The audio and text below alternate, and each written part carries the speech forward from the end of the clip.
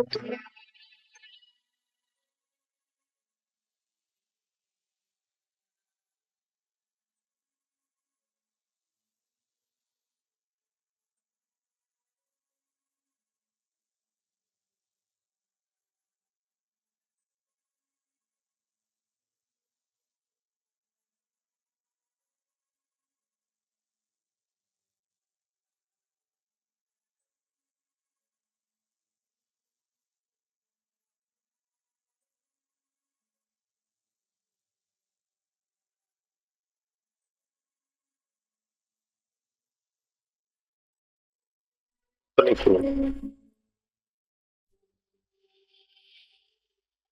Afternoon. પ્રશ્ન છે what is magnetism, એમ છે ને? What is magnetism?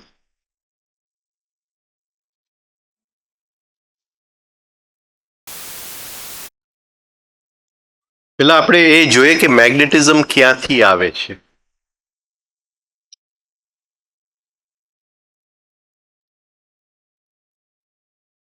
તો પહેલી વસ્તુ ફૂડ, કે ખોરાક આપણે ખાઈએ છીએ અને ખોરાક પેટમાંથી નીકળે છે અને પછી બ્લડ સ્ટ્રીમની અંદર બધા ન્યુટ્રિયન્ટ્સ જે જાય છે તે વખતે પહેલી વસ્તુ જે બોડી બ્રેઇન સિસ્ટમ એ ફૂડમાંથી કાઢે છે એ છે મેગ્નેટિઝમ. રાઈટ? આ પ્લેનેટરી મટીરિયલ છે મેગ્નેટિઝમ. પ્લેનેટરી જે આપણને જે ફૂડ આપણે ખાઈએ છીએ એના દ્વારા આપણને મળે છે. હવે શ્વાસ દ્વારા મેગ્નેટિઝમ એટલે ફેફસામાં જાય છે, પછી બ્લડ વેસલ્સ એ શ્વાસ લે છે અને બ્લડ વેસલ્સ પહેલી વસ્તુ એ શ્વાસમાંથી શું કાઢે છે? મેગ્નેટિઝમ. તો મેગ્નેટિઝમ ફૂડમાંથી, મેગ્નેટિઝમ શ્વાસમાંથી. આ બે સોર્सेस છે મેગ્નેટિઝમ. ત્રીજું કોઈ સોર્સ નથી.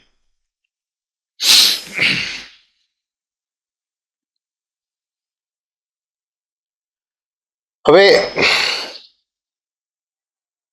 એ મેગ્નેટિઝમ શું કરે છે?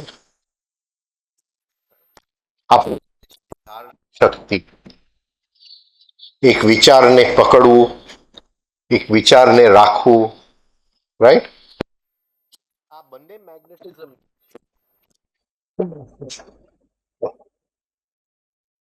એ બંને વચ્ચે ફરક છે.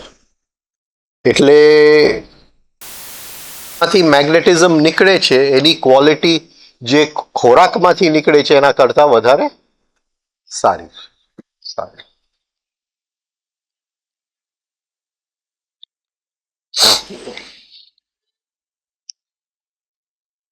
હવે થોડું આપણે જોવું જોઈએ કે એ કઈ રીતે એ મેગ્નેટિઝમ માણસમાં અસર કરે છે, શું કરે છે.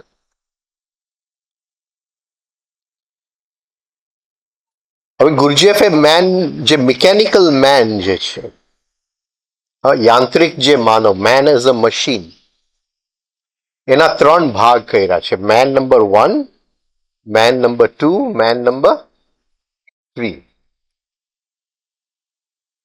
એટલે મેન નંબર 1 જે કાં તો મૂવિંગ સેન્ટરમાં એનું સેન્ટર ઓફ ગ્રેવિટી છે, કાં તો ઇન્સ્ટિંક્ટિવ સેન્ટર.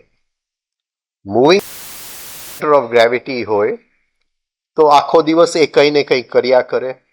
એ કદાચ સારો સ્પોર્ટ્સમેન બને, કોઈ સ્પોર્ટ્સમાં એકદમ એક્સેલ કરે, આગળ નીકળી જાય, તો એનું સેન્ટર ઓફ ગ્રેવિટી મૂવિંગ સેન્ટરમાં છે.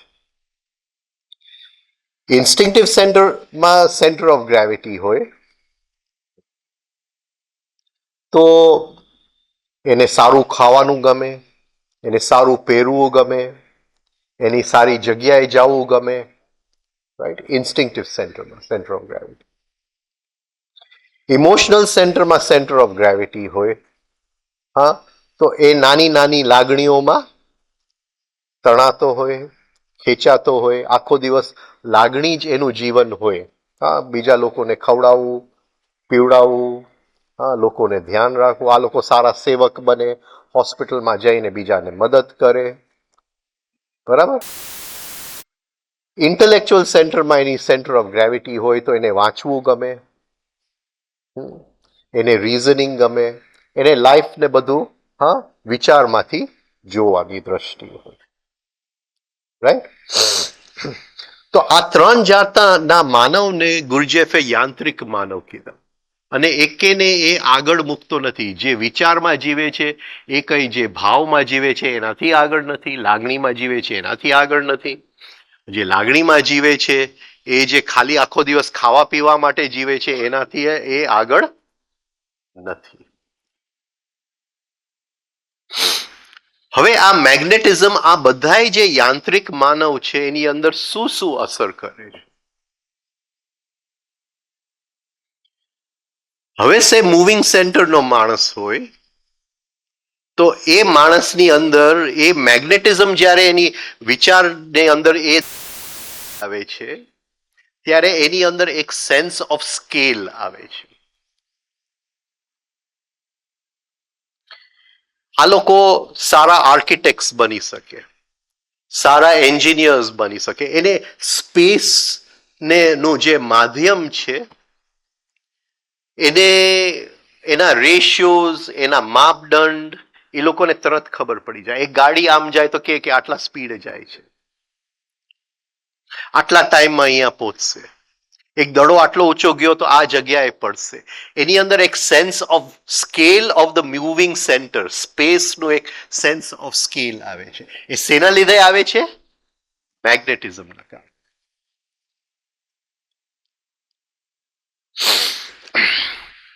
એટલે એ જેટલું ખાવાનામાંથી અને શ્વાસમાંથી મેગ્નેટિઝમ કાઢશે, એ જે મૂવિંગ સેન્ટરની અંદર એ સ્થિત છે, સેન્ટર ઓફ ગ્રેવિટી છે, એની એ સ્પેસની સૂક્ષ્મતાની, એની ગહેરાઈની અંદર એ વ્યક્તિ જઈ શકશે.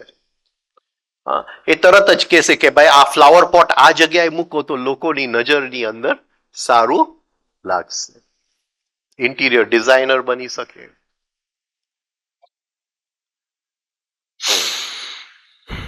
હવે જેને એ જ મેગ્નેટિઝમ ઇન્સ્ટિંક્ટિવ સેન્ટરમાં આવે છે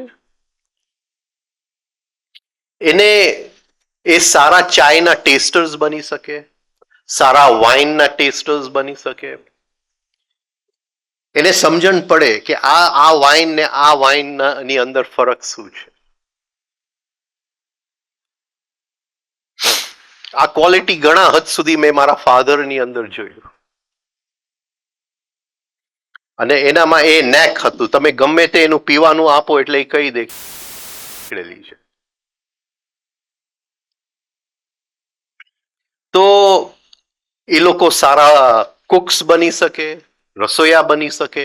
એને એક સ્વાદનું, એને ખાવાના સૂક્ષ્મ જે બધા સ્વાદો હોય, સુગંધો હોય, હા, એને ખાડવાની રીત, જેમ મેં તે દિવસે વાત કરેલી કે અમુક સુધી મેં ગરમ કર્યું તો સુગંધ ન નીકળ્યું, પણ એનાથી સેજ વધારે નીકળ્યું એટલે બ્રોકોલીમાંથી સુગંધ નીકળવા માંડ્યું. એની અંદર આ નેક હોય ઇન્સ્ટિંક્ટિવ સેન્ટરનું, રાઈટ. તો એને જીવનની અંદર ઊંચું ખાવું, ઊંચું પીવું, એને સારા સારા પરફ્યુમ્સનો શું કહેવાય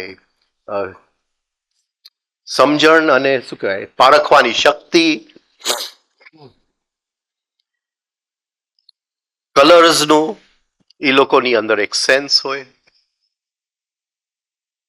તો આ આવે છે. હવે ઇમોશનલ સેન્ટરમાં જ્યારે મેગ્નેટિઝમ આવે છે ત્યારે એક જીવનનો એસ્થેટિક સાઈડ ખુલે છે. એક સટલ સાઈડ ખુલે છે જીવનનો. એ લોકોને આ લોકો ઘણા સારા આર્ટિસ્ટ બની શકે. એ લોકોની અંદર હવે એક જુદી ટાઈપનું સેન્સ ઓફ સ્કેલ આવી ગયું. જે મૂવિંગ સેન્ટરમાં હતો એને સ્પેસનું સેન્સ ઓફ સ્કેલ આવી ગયું. અને કલર્સની સૂક્ષ્મતા, અને અંદરનું આઈડિયાને બહાર કેમ કાઢવું એક પેઇન્ટિંગ દ્વારા, એક સ્કલ્પચર દ્વારા, એક જુદી એક સૂક્ષ્મતા આવી જાય છે. તો એ લોકો સારા આર્ટિસ્ટ બની શકે. રાઈટ? તો એ the aesthetic side, aesthetic Gujarat સૌંદર્યલક્ષી દ્રષ્ટિ, જીવનની સૌંદર્યલક્ષી દ્રષ્ટિ.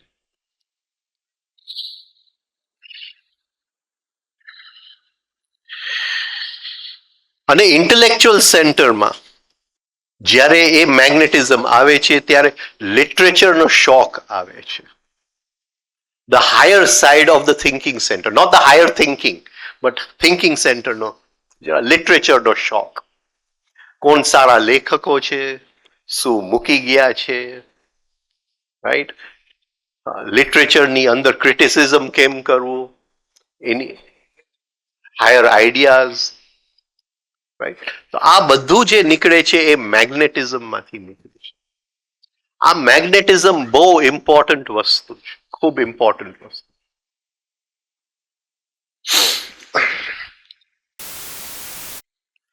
અને એ મેગ્નેટિઝમ આપણને ફૂડમાંથી મળે છે.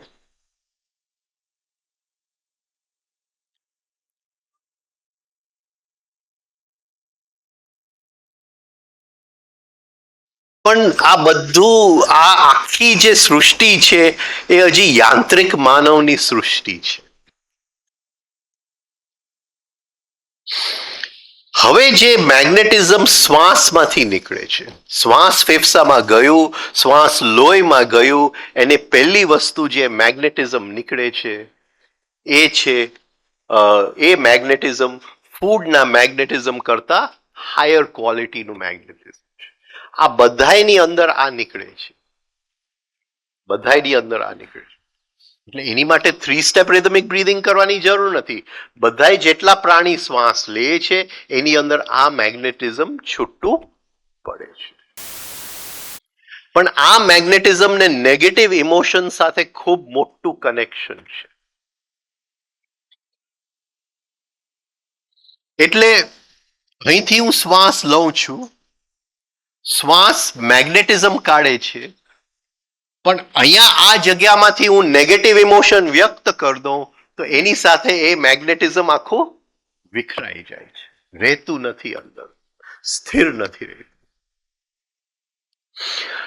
અને એ મેગ્નેટિઝમ જેની અંદર ભેગું થતું જાય છે એ વ્યક્તિની અંદર મેગ્નેટિક સેન્ટરનું નિર્માણ થાય છે.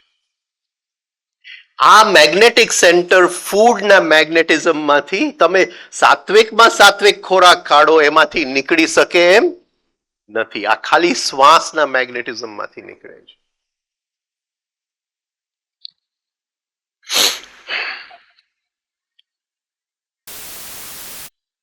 મને વર્ષો પહેલા જ્યારે 3 સ્ટેપ રિધમિક બ્રીધિંગનું સમજવાની કોશિશ કરતો હતો જુદી જુદી રીતે, એમાં આ મેગ્નેટિઝમનો મોટો એક પાસો છે. હમણાં વાત કરીએ આપણે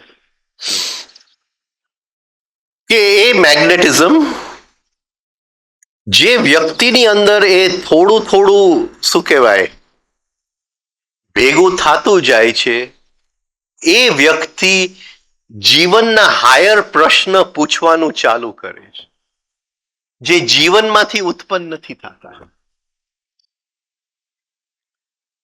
રાઈટ?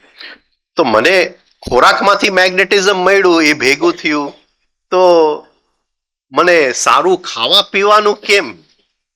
પણ એ મેગ્નેટિઝમમાંથી મને એ પ્રશ્ન નહીં જાગે કે જીવન પાછળનો રહસ્ય શું છે? આ જીવન જે ચાલે છે એ થી ચાલે છે? ભગવાન શું છે? આ જીવનનો રહસ્ય શું છે? એ રહસ્યને સમજી શકાય છે કે કેમ? તો આ એક નવું સેન્સ ઓફ સ્કેલ થયું. એટલે આ જે શ્વાસમાંથી મેગ્નેટિઝમ જેવું ભેગું થાય છે, એ વ્યક્તિની અંદર એક આ નવું સેન્સ ઓફ સ્કેલ ઉત્પન્ન થાય છે. આ પકડાય છે? સેન્સ ઓફ સ્કેલ ને ગુજરાતમાં શું કહેશો? ચાલશે, ચાલશે. એક સૂઝ, એક સૂઝ, માપની સૂઝ. આયામોની સૂઝ.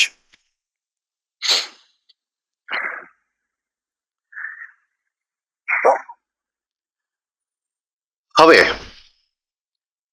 પ્રોબ્લેમ ક્યાં આવે છે કે આ મેગ્નેટિઝમ જેવું અંદર આવે છે એ નેગેટિવ ઇમોશન થઈ જાય છે. એટલે જે સંઘાત એનો રહેવો જોઈએ એનો સંઘાત રહેતો નથી, એના ટુકડા ટુકડા થઈ જાય છે.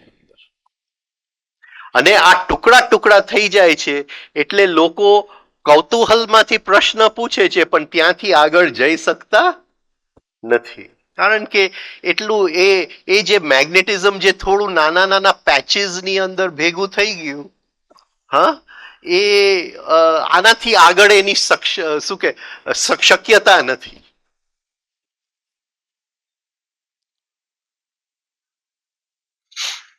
અને આપણે જો આપણું જીવન જોઈએ, જે આપણા સાથીદારો હતા, જે આપણી સાથે યાત્રામાં હતા, હું તો ત્યાંથી જોઉં જ્યારથી ઓશોને પહેલી વાર મળ્યો 1972માં, હા, વુડલેન્ડ્સમાં જતો હતો, લોકો સાથે યાત્રામાં હતા. ઓશો મળ્યા, વિમલાજી મળ્યા, રામદુલારે બાપુ સાથે 7 વર્ષ કયા, વર્ષો સુધી દર વર્ષે કૃષ્ણમૂર્તિના લેક્ચર્સમાં જવાનું, એ જે આખું સાથીદાર હતા એમાંથી કોણ આવ્યા, કોણ ગયા, કોણ અત્યારે ક્યાં છે, શું કરે છે. જ્યારે એ આપણે એક શું કહેવાય પર્સપેક્ટિવમાં મૂકીએ અને જોઈએ ત્યારે જોઈએ કે 30 વર્ષ પહેલા આ વ્યક્તિમાં એકદમ શક્યતા દેખાતી હતી પણ અત્યારે એને કંઈ પણ કર્યું, એના જીવનમાં અધ્યાત્મ જેવું હવે કંઈ રહ્યું જ નથી. અને ત્યારે તો એનામાં સૂઝ કેટલી બધી હતી. આ જે મેગ્નેટિક સેન્ટર છે એ થોડુંક સુધી અસર કરી શકે છે કારણ કે સંઘાત નથી. અને એ શ્વાસમાંથી આવે છે. આપણો શ્વાસ હર ક્ષણે બદલાતો જાય છે. તાવરિયા સાહેબ ટ્રીક રમી ગયા. એ એવું ટ્રીક રમી ગયા કે તમે રિધમમાં શ્વાસ લ્યો એટલે ઓટોમેટિકલી એ જે મેગ્નેટિઝમ બહાર નીકળે એનું ઘણીભૂત ગ્રોસ એક પાવર વાળું, ફોર્સ વાળું. બિચારો ન અધ્યાત્મ જવા માંગતો હોય પ્રશ્ન પૂછવાનું ચાલુ કરી દે. આ એને આડા રસ્તે પકડી દીધું.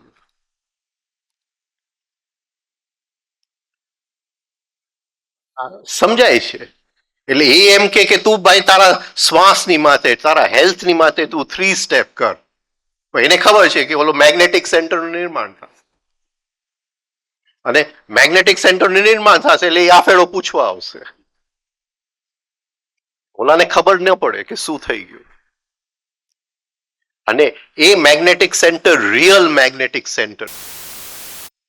અને જે એવું નહીં કે જે 3 સ્ટેપ નથી કરતા એનામાં ન થાય, પણ બની શકે કે ફોલ્સ મેગ્નેટિક સેન્ટર વધારે થાય.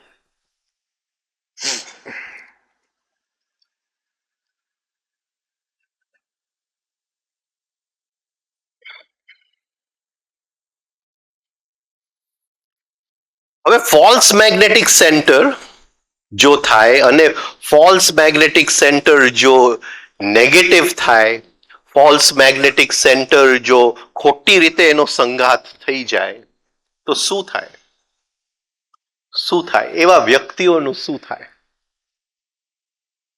અને આપણને ખૂબ જોવા મળે. એ જાત જાતના ધતિંગની પાછળ ભાગતા હોય. અરે કોણ મંત્ર તંત્ર કરે છે એની પાછળ ભાગે, કોણ જાદુ મંતર કરે છે ભાગે, કોણ આપણને કંઈક દોરી વિટાવી દે ને આપણું બધું સરખું થઈ જાય એની પાછળ ભાગે. એટલે એ જેનું ફોલ્સલી મેગ્નેટિક, ભલે શ્વાસમાંથી પણ રોંગલી મેગ્નેટિક સેન્ટરનું નિર્માણ થઈ ગયું, એ હંમેશા કંઈક ને કંઈક આવા સુડો ગુરુઝની પાછળ ભાગ્યા કરે. અને અત્યારના યુગમાં તો 90% આ જ ચાલે છે, 99% આ જ ચાલે છે. આપણને જોઈને કલ્પના ન કે આ શું ચાલી રહ્યું છે અત્યારે. પણ શું કરી શકાય? ફોલ્સ મેગ્નેટિક સેન્ટરનું નિર્માણ થયું.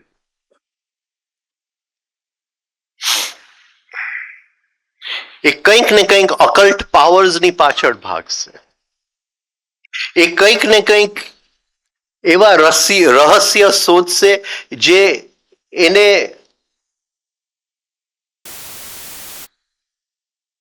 કોઈક જાતના એને શક્તિઓ આવી જાય, મંત્રની શક્તિઓ આવી જાય, પણ આ બધું અધ્યાત્મ નથી. પણ એ લોકો એ વહેમમાં રહે કે આ બધું અધ્યાત્મ છે. અને ટીવી જોઈએ તો આજે ખૂબ આપણને જોવા મળે છે, ભરેલું છે. અને એક્સ્ટ્રીમ સુધી પહોંચી ગયું છે. આ ફોલ્સ મેગ્નેટિક સેન્ટરનું નિર્માણ થયું.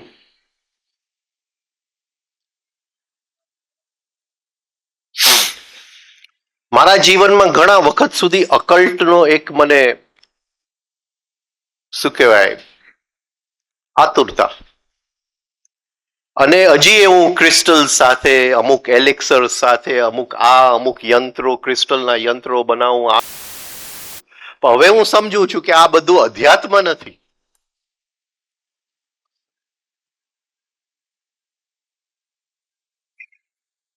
મારા કબાટો ખોલશો તો દુનિયાના ક્રિસ્ટલ્સ નીકળશે.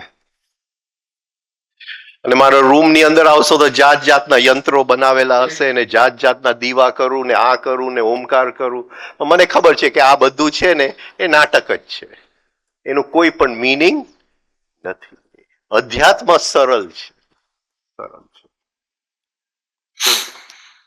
પણ એની માટે રાઈટ મેગ્નેટિક સેન્ટર જોઈએ. એટલે તાવરિયા સાહેબે કીધું કે જો 3 સ્ટેપ રિધમિક બ્રીધિંગ કરશે માણસ, તો એ શ્વાસમાંથી જેમ હરેક વ્યક્તિ જે મેગ્નેટિઝમ કાઢે છે, પણ આ ખોટી રીતે નહીં કાઢે. એ મેગ્નેટિઝમનું નિર્માણ રાઈટ વેમાં થશે, રાઈટ મેગ્નેટિક સેન્ટર ઉત્પન્ન થશે.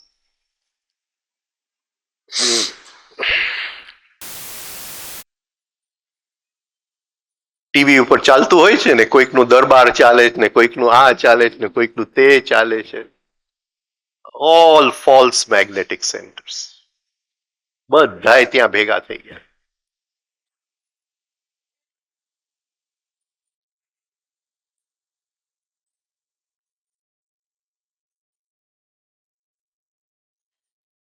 હવે રાઈટ મેગ્નેટિક સેન્ટર થાય તો શું થાય? તો એક સેન્સ ઓફ સ્કેલ, એક પારખવાની શક્તિ, sense of discrimination, the power of discrimination. Discrimination શું? ડિસ્ક્રિમિનેશન શું?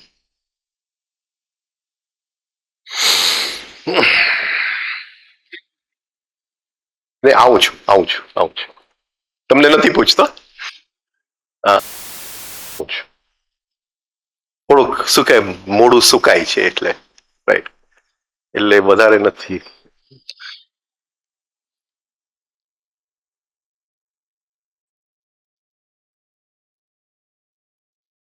હવે ગુરુજીએફ કહે છે કે અસ્તિત્વની અંદર 3 જાતના ઇન્ફ્લુઅન્સીસ છે.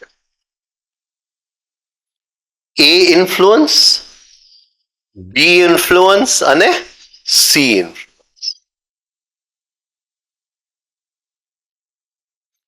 એ ઇન્ફ્લુઅન્સ જે એના ઓરિજિનની અંદર મિકેનિકલ છે અને એના એક્સપ્રેશનમાં એ મિકેનિકલ છે. બી ઇન્ફ્લુઅન્સ જે એના ઓરિજિનની અંદર કોન્શિયસ છે પણ એક્સપ્રેશનની અંદર મિકેનિકલ થઈ જાય છે. અને સી ઇન્ફ્લુઅન્સ જે એકદમ રેર છે, એ ઓરિજિનની અંદર પણ કોન્શિયસ છે અને એક્સપ્રેશનની અંદર પણ કોન્શિયસ છે. એ તો જ્યારે ગુરુ અને શિષ્ય એકદમ નજીક હોય ત્યારે કદાચ બની શકે. નોર્મલ લાઈફની અંદર ખાલી એ ઇન્ફ્લુઅન્સ અને બી ઇન્ફ્લુઅન્સ છે.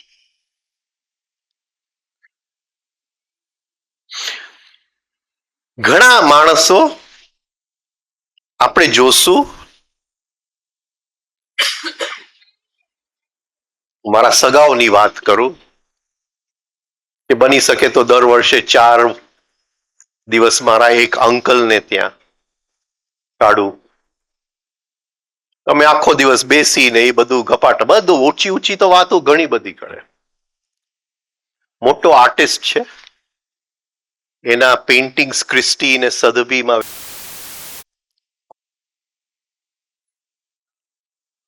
હવે બધું પૂછે પણ કરવું કઈ નથી. કે કઈ નથી, બધું ખાઈ પીને મોજ કરો ને, આપણું લક છે, પછી ક્યાં મૃત્યુ પછી શું થવાનું છે એ આપણું લક છે. ખાઈ પીને મોજ કરો. એ મોટો આર્ટિસ્ટ છે. એટલે એની અંદર મેગ્નેટિક સેન્ટરનો અભાવ છે. મેગ્નેટિક સેન્ટરનો અભાવ છે. એ જીવનમાંથી એ ઇન્ફ્લુઅન્સ અને બી ઇન્ફ્લુઅન્સ પારખી શકતો નથી. પારખી શકતો નથી.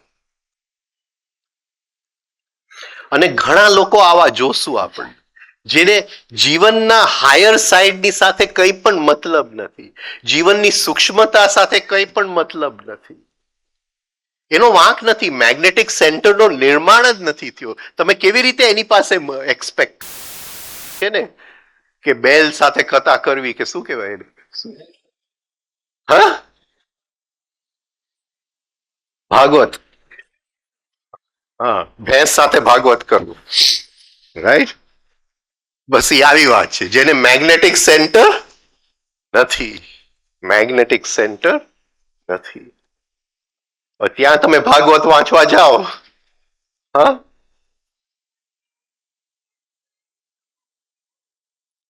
કદાચ એને એમ લાગે કે આ કૃષ્ણ કેટલો લકી છે આ બધી ગોપીઓ સાથે.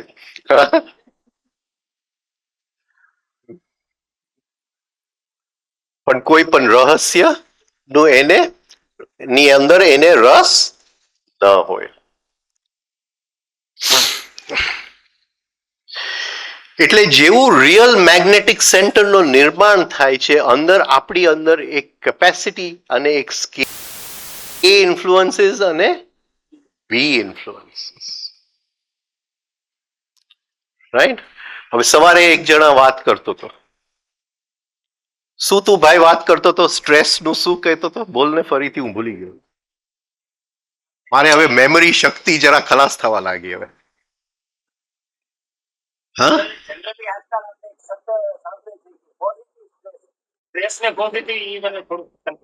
હવે આ એ ઇન્ફ્લુઅન્સ છે, પણ ટાવરિયાજીનું અટેન્ટિવ ટેન્શન અને રિલેક્સેશન એ બી ઇન્ફ્લુઅન્સ છે. હા ચા બનાવી દે, ચાલશે ચા.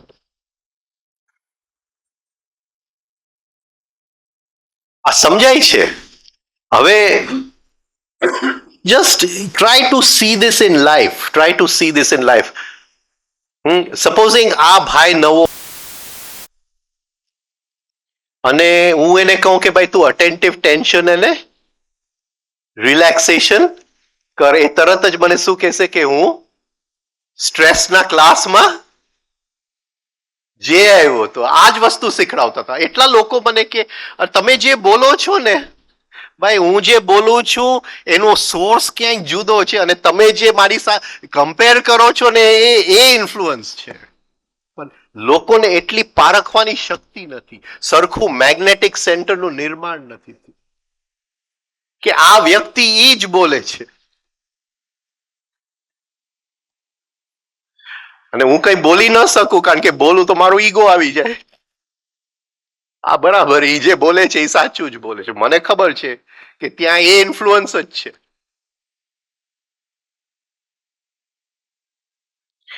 અને અત્યારે જુઓ તો એ ઇન્ફ્લુઅન્સ બી ઇન્ફ્લુઅન્સ ના કપડા પહેરીને બહાર નીકળે છે.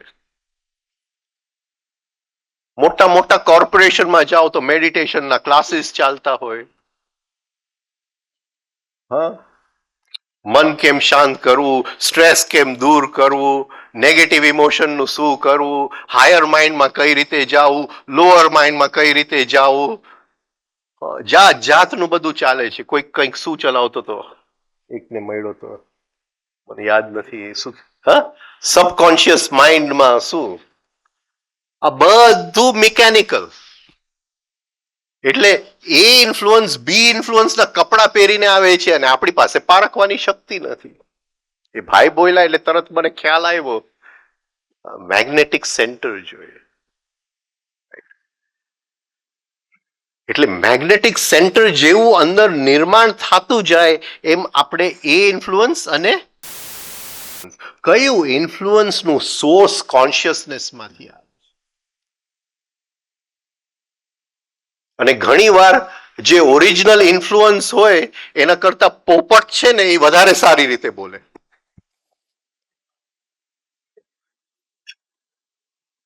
બહુ સુંદર રીતે બોલે. માણસ પાસે મેગ્નેટિક સેન્ટર ને કરે શું, કરે શું.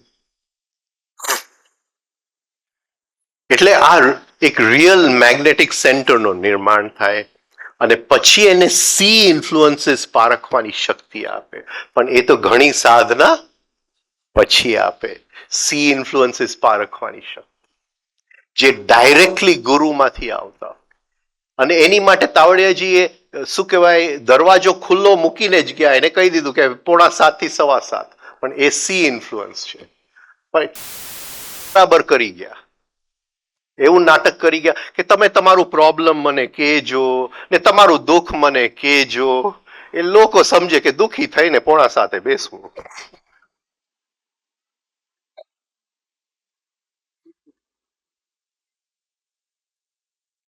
ખોટું નથી, પણ સી ઇન્ફ્લુઅન્સ નહીં આવે. સી ઇન્ફ્લુઅન્સ નહીં આવે. એ જે આપી ગયા છે એ સી ઇન્ફ્લુઅન્સ માટે આપી ગયા છે.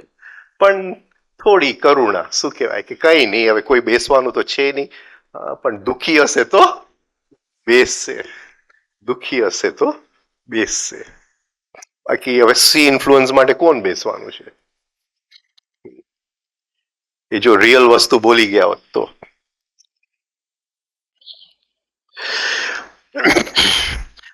તો આ જે પારખવાની શક્તિ, હવે એક વખત આ પારખવાની શક્તિ મનુષ્યની અંદર એક કૌતૂહલ જાગે છે, તૃષ્ણા જાગે છે કે મને ક્યાંથી રાઈટ ટીચિંગ મળી જશે, કઈ જગ્યાથી રાઈટ ટીચિંગ મળી જશે.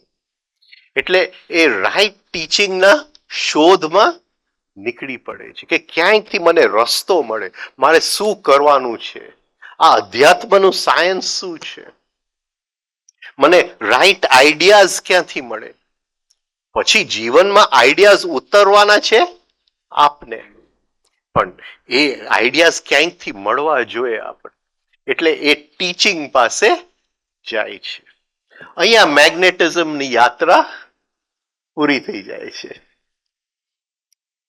આપણને કોઈક ટીચર સુધી લઈ શકે, કોઈક ટીચિંગ સુધી લઈ જઈ શકે, આપણી માટે ઇમ્પ્લિમેન્ટ ન કરી શકે. એની માટે વિલ જોઈએ, એની માટે વિલ જોઈએ, અંદર વિલ જોઈએ કે મારે મારા જીવનમાં આને ઉતારવું છે.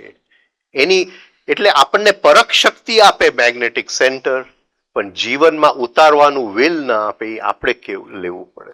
એટલે ઘણા લોકો ઇવન ટીચિંગ સુધી આવે, એને ઇન્ટેલેક્ચ્યુઅલી બધું સમજી લે, પણ જીવનની અંદર કંઈ પણ ઉતારે નહીં.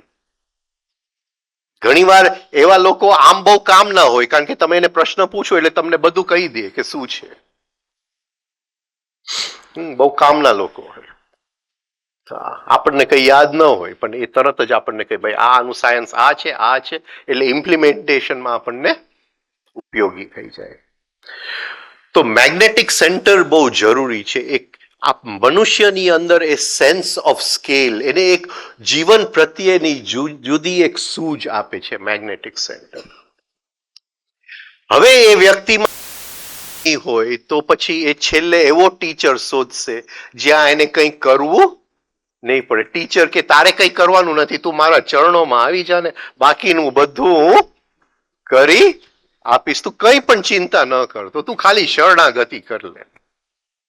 કારણ કે એનામાં ચાલવાની વિલ નથી, એટલે છેલ્લે એવો ટીચર ક્યાંકથી શોધી લેશે, રાઈટ? અને ત્યાં પછી એનું આળસ ને પોષણ મળી જશે. મેગ્નેટિક સેન્ટરે જે કામ માટે હતું, હા, એ દુરુપયોગ થઈ ગયો મેગ્નેટિક સેન્ટરનો.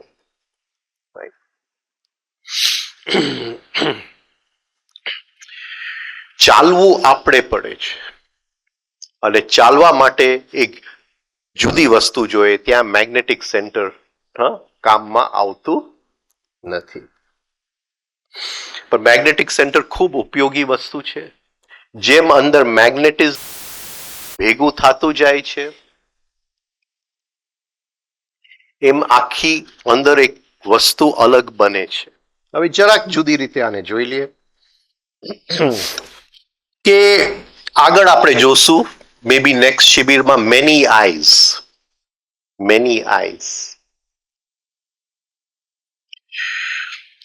હવે મેની આઈઝ જે છે, હરેક આઈ જે આપણી અંદર છે એનો ઇમોશનલ પાર્ટ છે, ઇન્ટેલેક્ચ્યુઅલ પાર્ટ છે, મૂવિંગ પાર્ટ છે. હરેક આઈનું પોતપોતાનું વિલ છે.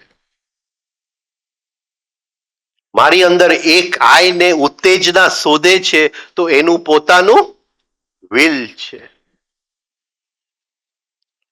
મારી અંદર મેગ્નેટિક સેન્ટરનું એક આઈ છે જે જીવનનો રહસ્ય શોધે છે તો એને પોતાનું વિલ છે. આવી રીતે કેટલા બધા આઈસ છે.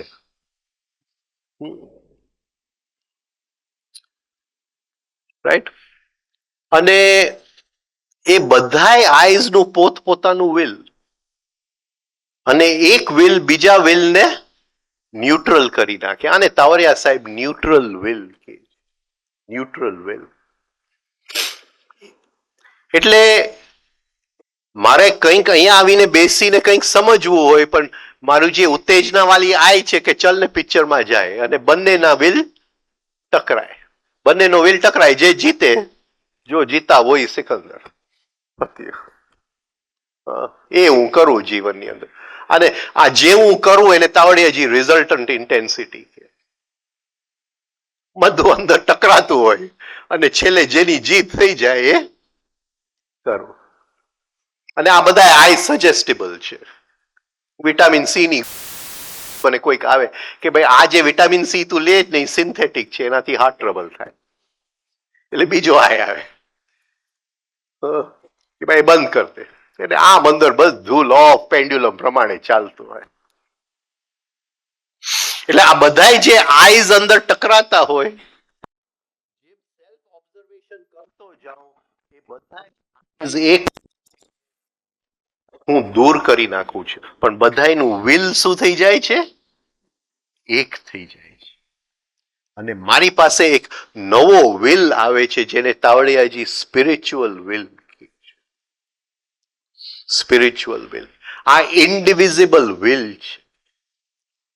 આ જ્યારે વિલ આવે છે ત્યારે મેગ્નેટિઝમની આપણી અંદર રૂપાંતરણ થઈ જાય છે, અને હવે સી ઇન્ફ્લુઅન્સ ડાયરેક્ટલી સમજવાની શક્તિ આવી જાય છે.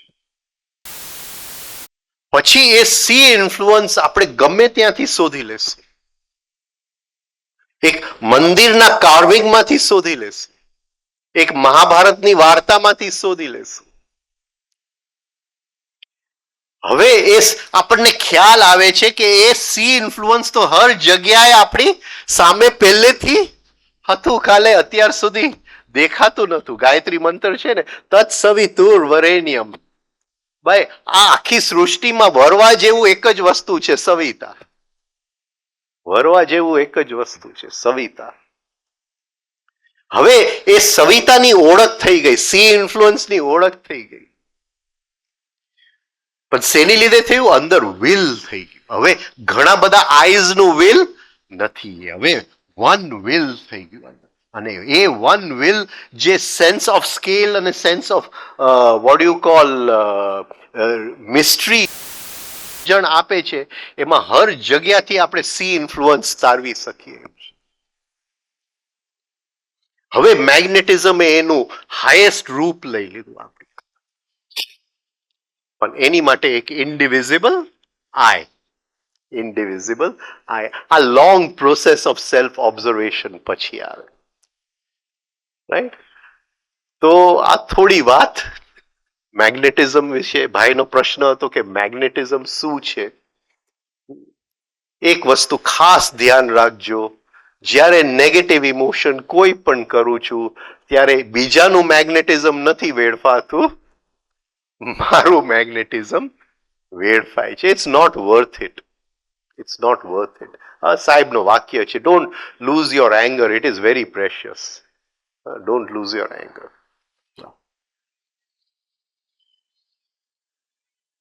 Thank you.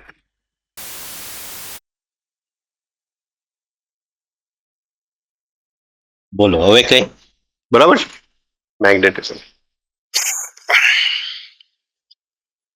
હા,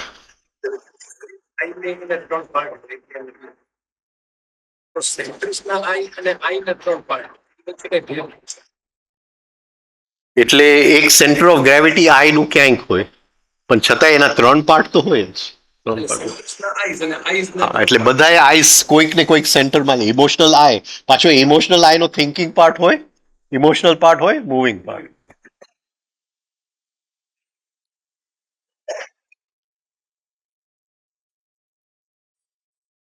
એટલે એમ છે કે એ આઈઝ ને બધું સમજવા માટે મહિનો દિવસ અહીંયા રહેવું પડશે. હા, મહિનો દિવસ રોજ આપણે એક વખત બેસીએ અને કરીએ.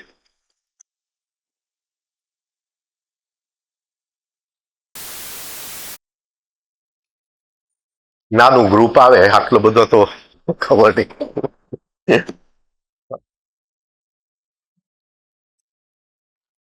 બોલો બોલો, કોઈ પણ બીજો પ્રશ્ન હોય તો પૂછી. હજી અડધી કલાક છે આપણી પાસે.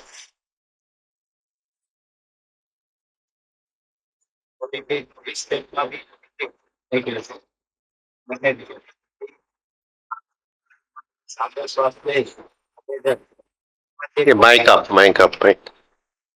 પછી બાકી મને પાછળથી બહુ લોકો ગાળ આપે છે કે અમે સાંભળીએ છીએ, કયો પ્રશ્ન હતો અમને ખબર નથી. તમારે ફરીથી રિપીટ કરવું જોઈએ ને. એટલે મેગ્નેટિઝમ માંથી જે એર ક્વોલિટીની વાત કરી, 3 સ્ટેપથી જે નીકળે છે એ અલગ છે, અને સામાન્ય જે શ્વાસ લે છે એ ક્વોલિટી અલગ છે. તમે કીધું ને કે મેગ્નેટિઝમ છે, એક જે ફૂડમાંથી નીકળે છે અને એક જે શ્વાસમાંથી નીકળે છે.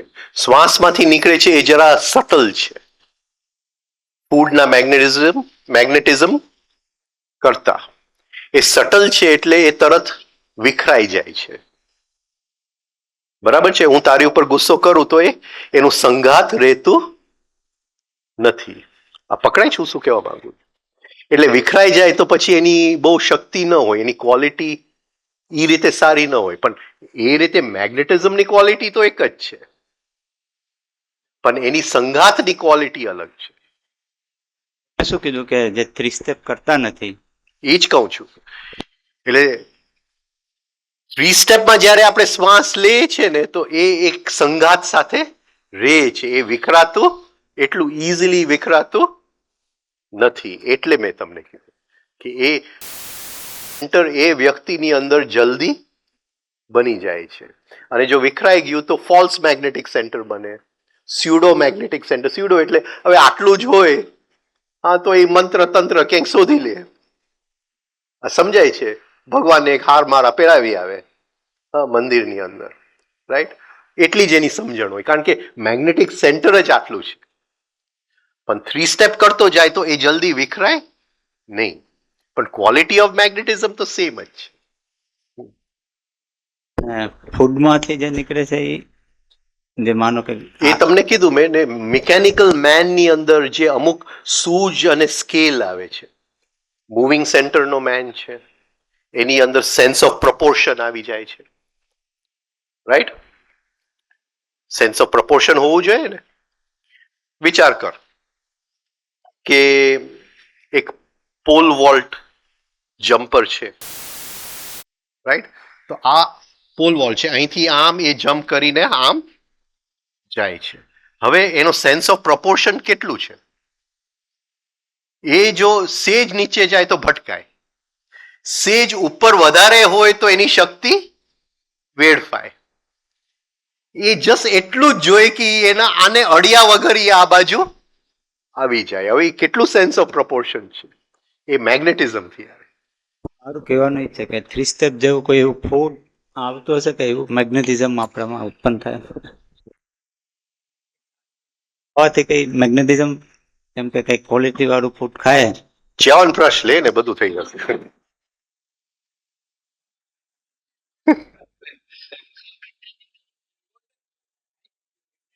હા શું?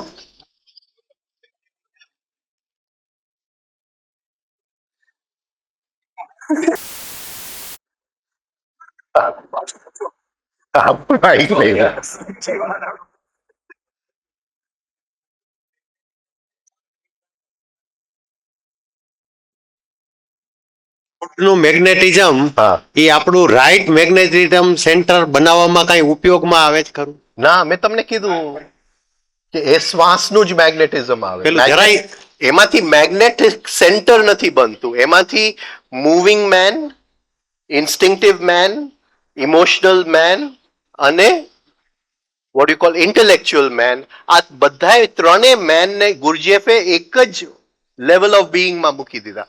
એક કોઈ પણ એક કરતા ચડિયા તો નથી, આ ત્રણેય એક સાથે એને મૂકી દીધા.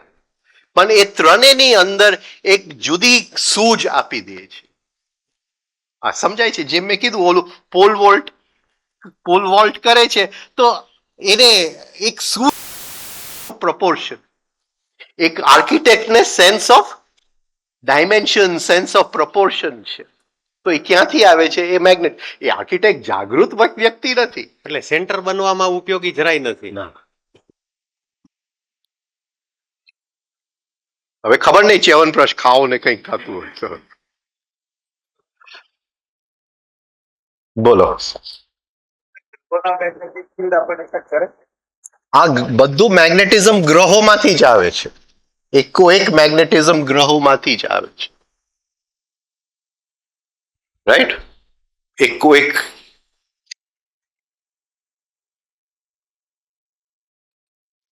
એક ગ્રહના લોઅર ક્વોલિટીઝ છે અને હાયર ક્વોલિટીઝ છે. પોઝિટિવ ક્વોલિટીઝ છે અને નેગેટિવ ક્વોલિટીઝ છે.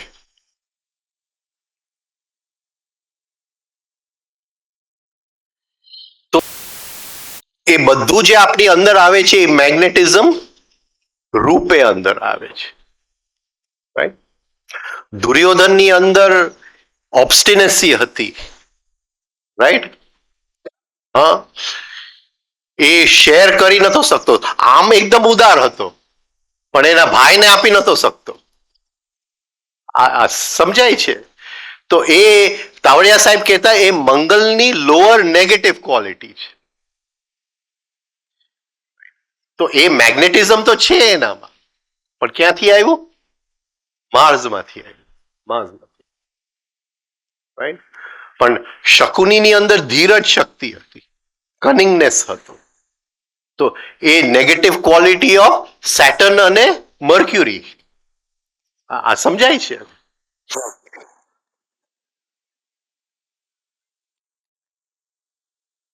એનામાં એક તરત જ દુર્યોધનને કીધું કે તે કેમ કૃષ્ણની સેના માંગી લીધી, આવી તે ભૂલ ક્યાં કરી ને? એને તરત જ કીધું. એને ખ્યાલ આવી ગયો કે આ અહીંયા આપણે યુદ્ધ હારી ગયા. અહીંયા આપણે યુદ્ધ હારી ગયા. એને તરત ખ્યાલ આવી ગયો. તો એટલી એનામાં સૂઝ હતી પણ નેગેટિવ હતી. નેગેટિવ. આ સમજાય છે? એટલે ઘણા લોકોની અંદર નેગેટિવ સૂઝ હોય છે. સ્પેશિયલી જે લોકો મોટા ગુંડાઓ બને છે, ડોન બને છે, ગોડફાધર બને છે, એ લોકોની અંદર એક નેગેટિવ સૂઝ હોય છે. બહુ સારા વકીલો બને છે, એની અંદર નેગેટિવ સૂઝ હોય છે.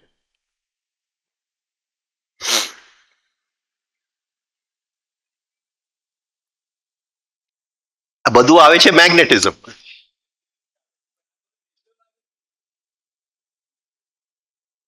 નેચરલ આવે એટલે ફૂડ માંથી આવે ને. માંથી આવે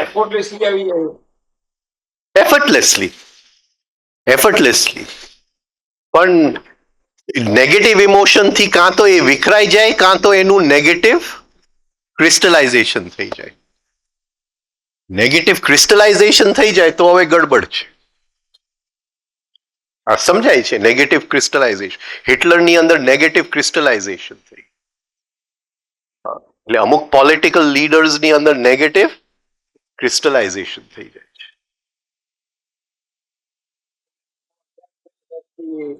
Astrology plays its part. કઈ જ્યોતિષ શાસ્ત્ર આપણું પ્રાઇમરી બોડી એસ્ટ્રલ જ છે. આપણું પ્રાઇમરી બોડી આખું મેગ્નેટિઝમ થી જ બનેલું છે. એ એસ્ટ્રલ જ છે. બરાબર છે? એ એસ્ટ્રલ જ છે.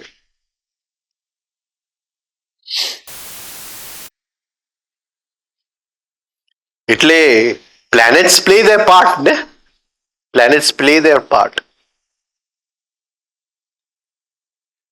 અત્યારે કેટલું કઈ આમ તમે આમ અત્યારે દુનિયાને જોવો છો કઈ હાલતમાં છે, કઈ હાલતમાં છે અત્યારે. ક્યાંય પણ શાંતિ નથી. હા, મિડલ ઈસ્ટ તો જાણે આમ શું કહેવાય સળગતું હોય. તમે ટીવી ઉપર જોયું છે ઓલા બોમ્બ્સ પડે છે અને નાના નાના છોકરાઓના જે ચીખો, હોસ્પિટલની ઉપર બોમ્બ્સ પડે છે.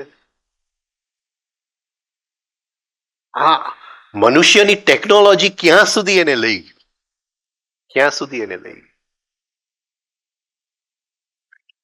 અત્યારે આ મિડલ ઈસ્ટની આ હાલત છે. યુરોપની હાલત જુઓ અત્યારે કે આ રેફ્યુજીઝ ઉપર રેફ્યુજીઝ અત્યારે અંદર દરવાજા ખટખટાવે છે. એ તમે 20 વર્ષ પછી એની આ બધાય રેફ્યુજીઝ આવશે અંદર, 20 વર્ષ પછી યુરોપની શું હાલત હશે?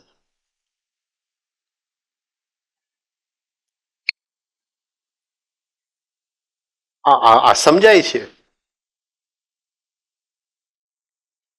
અમેરિકાની હાલત જો, દાદાગીરી જ કરવું છે બધે. ને અત્યાર સુધી કબાટ ખાલી હતો એટલે બીજાના પૈસે દાદાગીરી હતી. હવે કબાટ ભરાઈ ગયો, અંદર ઓઇલ મળી ગયું, શેલ ઓઇલ મળી ગયું, ડોલર વધતો જાય છે. કારણ કે અત્યાર સુધી જેને ચૂકવવાના હતા પૈસા નતા, પણ હવે તો કબાટ ભરાઈ ગયું એટલે હવે તો આરામથી ચૂકવાઈ જશે બધાને. બધે દાદાગીરી કરે છે. અને આટલું જ નાક છે એનું. એને કોઈ પણ અમેરિકન લીડરની અંદર દ્રષ્ટિ નથી. કદાચ આ ઓબામામાં પહેલી વાર, પણ એ કઈ કરી ન શક્યો. તમે વિચાર કરો, આજે આખી દુનિયા જેનાથી ડરવાનું છે, જે ધીમે ધીમે બધી બાજુ નાશ થતું જાય છે, અને સાઈડમાં બેઠું છે. કોણ બેઠું છે? ચાઇના. ચાઇના. હવે ચાઇનામાં કઈ હતું જ નહીં. કોણ ત્યાં ચાઇનાને ઊભું કર્યું? અમેરિકાએ ઊભું કર્યું. કિસિંજર ગયો હતો ને કે ચાઇનાને આપણે મદદ કરીએ ને ઊભું લઈ આવે. હવે રહેવા દેવા તો તને તારે શું પેટમાં દુખતું હતું ભાઈ? દૂરદ્રષ્ટિ નથી. આ નિક્સન હતો ત્યારે કિસિંજર ગયો હતો ત્યારે ચાઇનાના લોકો હજી ઓલા ગુફાઓમાં જ રહેતા હતા. કોમ્યુનિઝમ હતું, ભાઈ રહેવા દેવું હતું.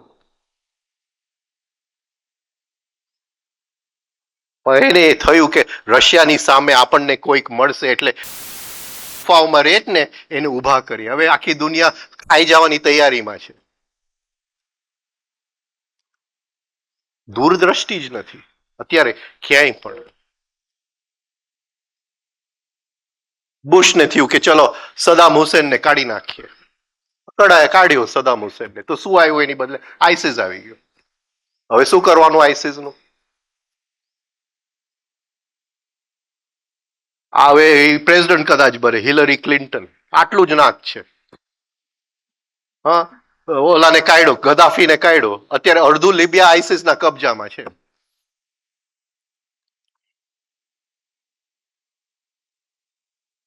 તો કોઈ નેતાની અંદર દૂરદ્રષ્ટિ નહીં. આ બધું તમે ગ્રહોના કોમ્બિનેશન જો અત્યારે બધી બાજુ સખત તણાવ છે, સખત તણાવ છે.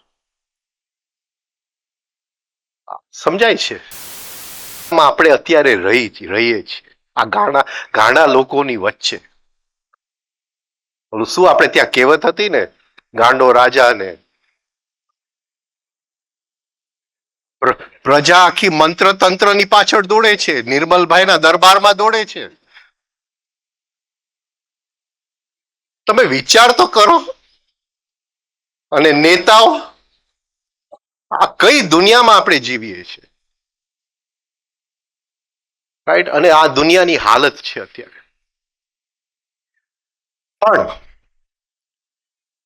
આવા જ સમયે જેને રિયલ વસ્તુ જોઈએ છે એનું બહુ સ્પીડમાં ઉધાર થવાનું છે, બહુ સ્પીડમાં. એટલે આ મોકો છે અત્યારે.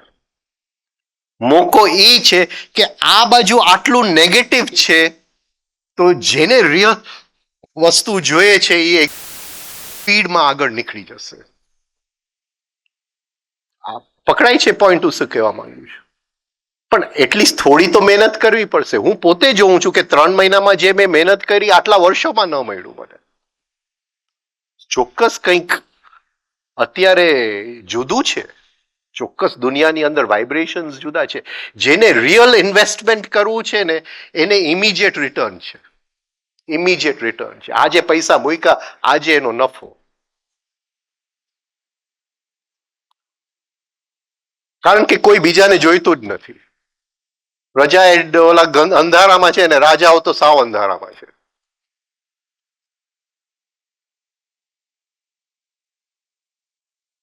સમજાય છે? હવે અમેરિકા કઈ રસ્તે જશે ખબર નથી, કારણ કે ઓબામા 1 વર્ષ પહેલા આને ઉભો કરી દીધો, ટ્રમ્પને. ટ્રમ્પ જો રિપબ્લિકન પાર્ટીનું ઓલું લઈ જશે તો રિપબ્લિકન પાર્ટીમાં ફાટ પડશે અને અમારો કેન્ડિડેટ જે ડેમોક્રેટિક છે એ જીતી જશે. આ એની રણનીતિ હતી. અને ઓલાને ઉભો કર્યો તો હવે તો એમ લાગે છે કે એ બધું લઈ જવાનો છે.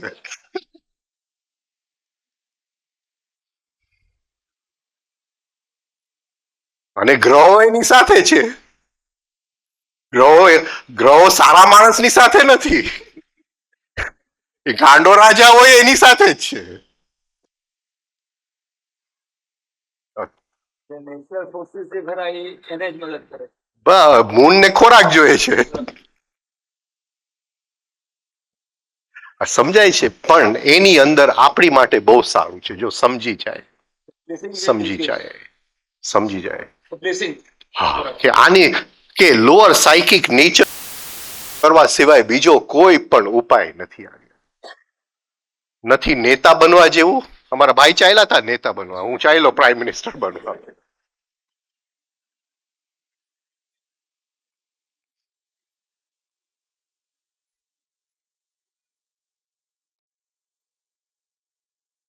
નથી પ્રજા બનવા જેવું.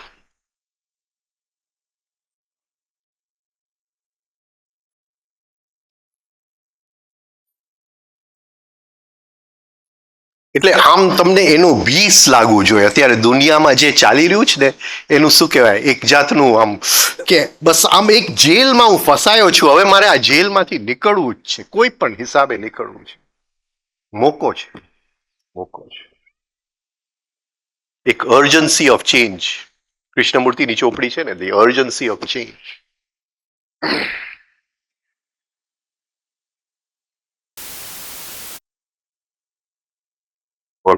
ફાસ્ટ થવું જોઈએ. ઇન્ટેન્સિટીથી થવું જોઈએ. પાસ તો એની મેળે થશે. આપણે ઇન્ટેન્સિટી, સિન્સિયરિટીથી કરીએ. સિરિયસલી નહીં, મોજથી. વજન નહીં ઉપાડતા. એસન્સ જીવ અને આત્મા. હાજી? એસન્સ જીવ અને આત્મા. એસેન્સ જીવ અને આત્મા.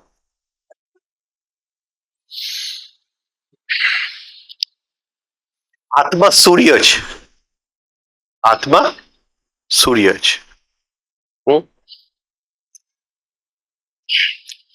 એટલે ગાયત્રી મંત્ર કરીએ એટલે તત એટલે આત્મા, તત એટલે આત્મા.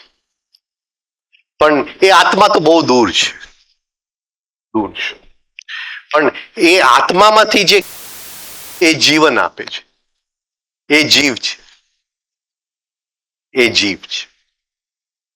જેમ સૂર્ય દૂર છે પણ સૂર્યમાંથી કિરણ આપે છે પૃથ્વી ઉપર, જીવન આપે છે, એ જીવ છે, એ જીવ છે. આ સમજાય છે હું શું કહું છું? રાઈટ? હવે એ જીવને આત્મા શેની માટે મોકલે છે એનું કોઈ રહસ્ય નથી, જવાબ નથી. પણ આપણે કહીએ કે ભોગવવા માટે મોકલે છે. એટલે એ જે જીવ છે એ પાંચે ઇન્દ્રિયોની બહાર જઈને જીવન ભોગવી અને આત્માને કહે છે કે આ હું ભોગવીને આવ્યો. રાઈટ?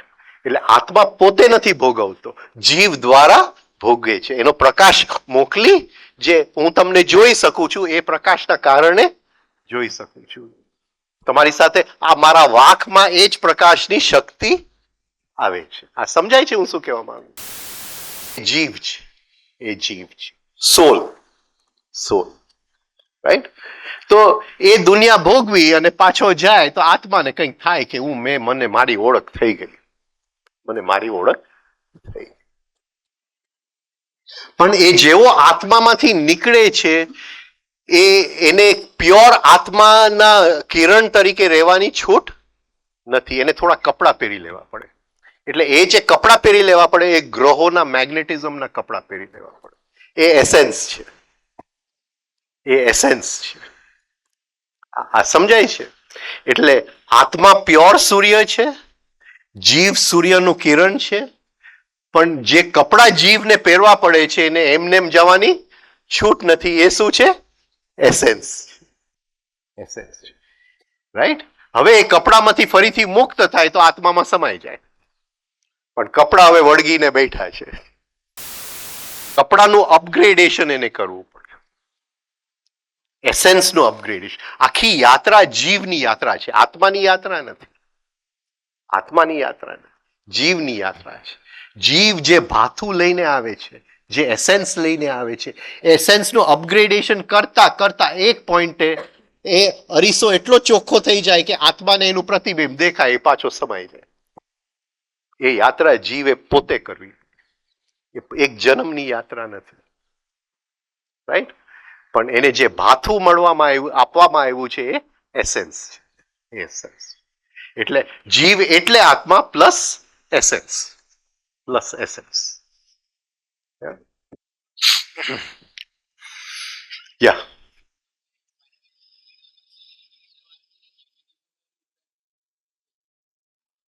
ને ડુંગળીના રસ એને કોન્શિયસનેસ માટે કીધું, પણ હિંગ કદાચ બની શકે કે એને કીધું હોય.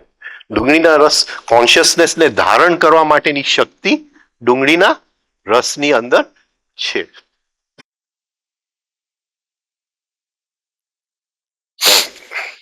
પણ એસ્ટ્રલ બોડી તૂટે છે તો એ હિંગ એને કીધું, એ કદાચ મેગ્નેટિઝમ માટે.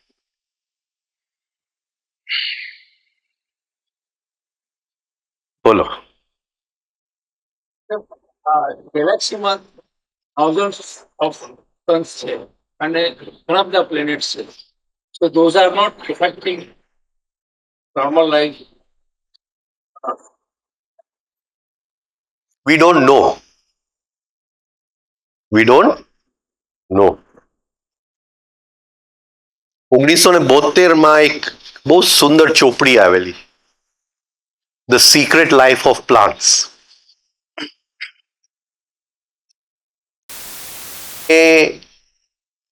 એ ભાઈએ પ્લાન્ટ સાથે બહુ એક્સપેરિમેન્ટ્સ કર્યા, ખૂબ એક્સપેરિમેન્ટ્સ કર્યા. અને એક જગ્યાએ એને લખ્યું છે કે મને આમ ખાતરી છે અંદરથી કે આપણે બીજા ગ્રહોમાં જીવન છે કે નહીં એ આપણને ખબર નથી. શોધે છે હજી સાયન્સ, કંઈક ને કંઈક અંશો આ તે કંઈક ને કંઈક માંથી એ અનુમાન કરે છે, પણ હજી કોઈ ડાયરેક્ટ પરસેપ્શન નથી, ડાયરેક્ટ પરસેપ્શન નથી, પ્રમાણ નથી. તો એને કીધું કે મનુષ્યની એટલી ઇન્ટેલિજન્સ નથી કે એને ખબર છે કે બીજા પ્લેનેટમાં જીવન છે કે નહીં, પણ એક જે પ્લાન્ટ છે એની અંદર સંવેદનાની શક્તિ એટલી બધી પાવરફુલ છે, એનર્જી ઓફ સેન્સિટિવિટી એટલી બધી પાવરફુલ છે કે બીજા ગ્રહો ઉપર એ સંવેદનાથી કોમ્યુનિકેશનમાં છે. આ સમજાય છે શું કહું છું? આ એક વાત છે. આવડે જે એની ચોપડીમાં લખે છે કે the greatest instrument ever made in the universe is the brain of man. Brain of man એની ચોપડીમાં લખે છે.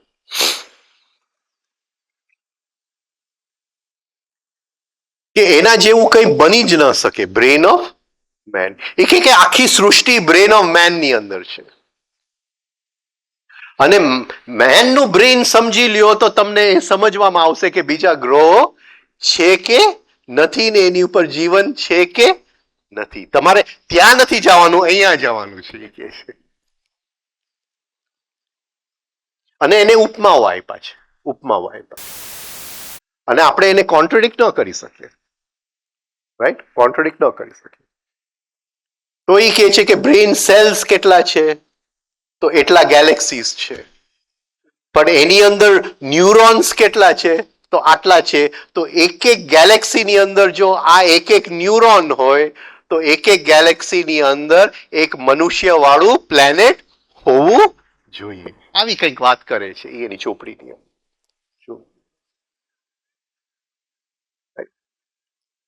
હવે જે એમને દેખાતું હોય, જે એમને દેખાતું હોય, પણ બહુ સુંદર વાત છે. હા, યસ.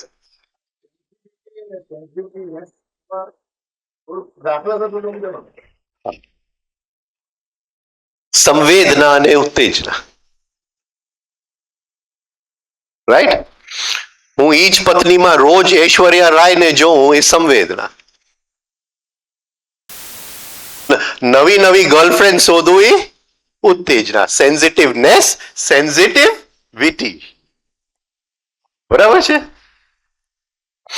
એટલે મારી પત્ની રોજ નવી દેખાતી હોય, બ્યુટી ક્વીન જેવી દેખાતી હોય, હા, તો સેન્સિટિવિટી. અને આમ સવારના ઉઠીને આમ થયા ક્યાં આની સાથે પરણ્યો, હા, તો સેન્સિટિવનેસ. હવે તમને જે થતું હોય, મને ખબર નથી.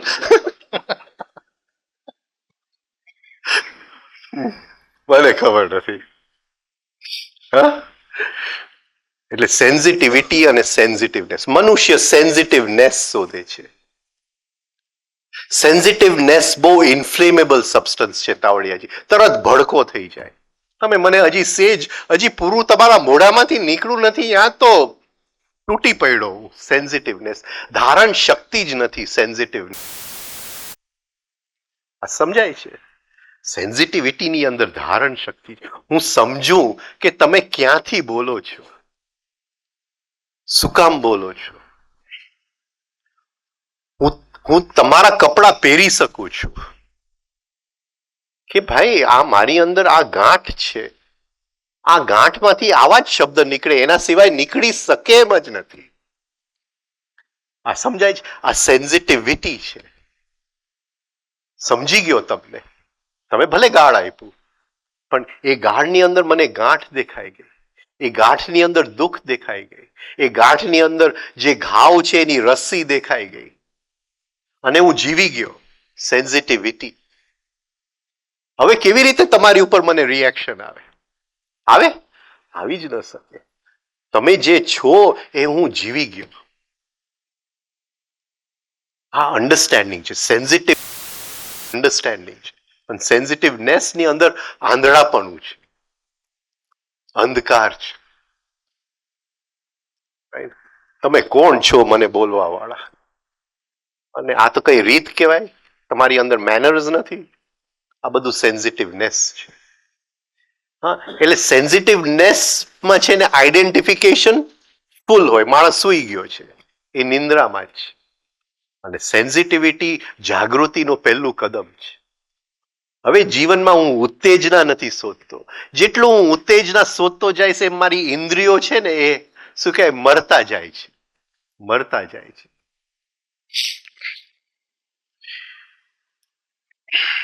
સેન્સિટિવિટીની અંદર ઇન્દ્રિયો મરતા નથી. બુઢાપાના કારણે ક્ષીણ થાય, ક્ષીયતે ઇતિ શરીરમ, ક્ષીણ થાય પણ મરતા નથી. આ સમજાય છે હું શું કહેવા માંગુ? જુદું આનંદ છે. આને હું ટચ કરું છું તો આનંદ છે, સેન્સિટિવિટી. હવે આ જૂનું થઈ ગયું, મને નવું જોઈએ છે, સેન્સિટિવનેસ. એટલે હર ક્ષણ આપણી સામે એ છે કે સેન્સિટિવિટીમાં જાઉં કે સેન્સિટિવનેસમાં જાઉં. અને આની માટે વિવેક જોઈએ અંદર.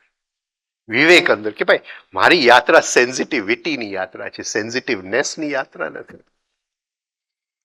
હવે નાનો હતો, 16 વર્ષનો હતો, 20 વર્ષનો હતો તો બરાબર છે, ઉત્તેજના, નવા પિક્ચર જોઈએ, નવી જગ્યાએ જાય.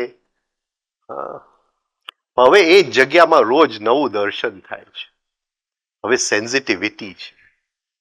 હવે એમ નથી થતું કે અહીંયા પણ ફરીએ ને અહીંયા પણ ફરીએ ને અહીંયા પણ ફરીએ. હવે સમજણ વધારવું છે. અને જેટલું સમજણ વધારતા જાશું એ આપણી મૂડી છે. કારણ કે મૃત્યુ વખતે એ બધું સમજણ ભેગું થશે અને સાથે આવશે. પણ આજે કઈ સમજ્યો જ નહીં, કઈ નવું સમજ્યો જ નહીં. આ તો આજનો દિવસ ગયો, પતી ગયો. અને સેન્સિટિવનેસમાં હર ક્ષણે જો હું રિએક્ટ ઉલટી જ કરતો હોઉં તો શું સમજવાનું? ન તમને સમજી શક્યો. તરત આ ચા લઈને આવે, અરે કઈ જાતની ચા પીવડાવી, તો કઈ સમજી શક્યો? ચા પીધી, થોડીક સેન્સિટિવિટી, થોડુંક સમજાણું તો એક સમજણ આવે છે. સેન્સિટિવિટીમાં સમજણ છે, સમજણ ખીલે છે. અને એ સમજણ આપણી મૂડી છે. એક એક ક્ષણ ભેગું થતું જાય છે, ભેગું. એ મળતી વખતે સમજણ નથી મળતી, સમજણની પોટલી સાથે જાય છે, સાથે જાય છે. એટલે એ સમજણ બહુ કિંમતી વસ્તુ છે. રાઈટ? અને સેન્સિટિવનેસ હોય તો હર ક્ષણે આપણે બસ તો શું સમજણ આવે? આમ જો ને, અમુક લોકો તમે જો તો આમ ભાઈ એનાથી દૂર રહો. ભડકો થઈ જશે, હમણાં ભડકો થઈ જશે. બંને સેમ, સેન્સિટિવનેસ અને એક્સાઇટમેન્ટ. સેન્સિટિવનેસ નો એક પાસું છે એક્સાઇટમેન્ટ. એ વ્યક્તિને એ ડેડ જ થતો જાય. એટલે એને નવી નવી ઉત્તેજનાઓ જોઈએ જીવનની અંદર. એ વધારે ને વધારે ડેડ જ થતો જાય. હા, એની ઈચ્છા પૂરી ન થાય તો એને રિએક્શન જ આવે. સેન્સિટિવનેસ, સેન્સિટિવનેસ, સેન્સિટિવિટી. અને આઈ થિંક તાવડિયાજીનું સૌથી પહેલું લેક્ચર સેન્સિટિવનેસ ને સેન્સિટિવિટી, એને ત્યાંથી શરૂઆત જ કરી. એને જ્યારે પહેલી વાર બોલવાનું જ ચાલુ કર્યું, પહેલું આ જ કામ કર્યું કે ભાઈ તો આ માર્ગ માટે તું લાયક નથી, તું નાલાયક નથી. પેલા તો ઉત્તેજનામાંથી સંવેદનામાં આવી જાય. હજી અંદર ભડકો જ ચાલતો હોય તો આ માર્ગ માટે લાયક નથી. ભડકો ચાલતો હોય તો રો મટીરિયલ ખૂબ છે ટ્રાન્સફોર્મ કરવા માટે, બહુ મોટી વાત છે. એટલે એ ઘણા એવા લોકો છે જે આમથી આમ રાતોરાત બની જાય. અંગુલીમલ છે એ રાતે રાત એનામાં ચેન્જ, કારણ કે એની પાસે રો મટીરિયલ ખૂબ હતું. સમજણ આવી ગયું, ઠેકડો મારી લીધો. હા, વાલ્મીકી ઋષિ વાલિયો લુટેરામાંથી રાતોરાત ઠેકડો મારી લીધો. આપણે આજના જમાનામાં જોઈએ તો આનું આપણે વાંચીએ, શું નામ, એખાર્ટ ટોલ. એખાર્ટ ટોલ તો રાતે સૂઈ ગયો, ડીપ ડિપ્રેશનમાં સૂઈ ગયો, સવારે ઉઠો જાગૃતિ, સવારે ઉઠો જાગૃતિ, પતી ગયું. રાઈટ? તો હોઈ શકે રો મટીરિયલ ખૂબ. એટલે ઘણી વાર સાહેબ કહેતા કે આ જેન્ટલમેન નો માર્ગ નથી. જેની અંદર ભડકો નથી એનો માર્ગ નથી. પેલા તો ભડકો હોવો જોઈએ, પછી ભડકો ટ્રાન્સફોર્મ થાય. પણ જે સારો માણસ છે એ સારો માણસ રહેશે. એનો મતલબ એ નહીં કે ભડકો કરજો.